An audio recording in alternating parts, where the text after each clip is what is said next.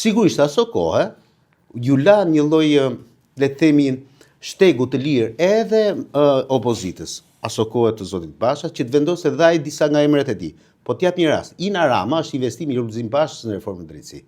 Ish prokurore, e cila mbylli dosjen e Durrës Kukës për zotin Lulzim Basha, është kjo prokurore e cila shkatroi në një farë mënyrë 21 janarin. Gjithë njerëzit thonë, jo ajo, shikoj bëri një luftë madhe me Berishën aso kohë, jo, e kushte kundërta. Hetimin që ka bërë Ina Rama aso kohë për 21 janarin, e varrosi 21 janarin.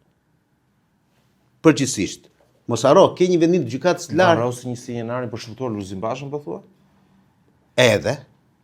Po unë ti të them domethënë që mënyra se si u bë, le të themi jetimi i asaj dosje nga Ina Rama aso kohë, e varrosi 21 janarin me vendimin e gjykatës lartë 2017-s. Le çfarë u hap tani. Kjo është historia e Strasburgut pasaj mrapa. Unë po flas për këtë pjesë. Ashtu si kundër, për shembull, ky spaku jon ose organet e veting nuk u morën fare, për shembull, as me Ina Rama, as me Irena Gjokën, po ngojëllëm te Ina Rama, tek deklarata e saj pasurisë. Nuk jemi shumë larg këtu nga rruga e kosovarëve, ka një kat të tërë të një pallati që është në pronësi të Ina Ramës. Nuk ka kontrolluar njëri këtë. Provoje ti ta kesh një shtëpi të pa deklaruar almera apo një makinë apo ku diun, edhe shikoje pastaj domosdoshmë çfarë ndodh ty.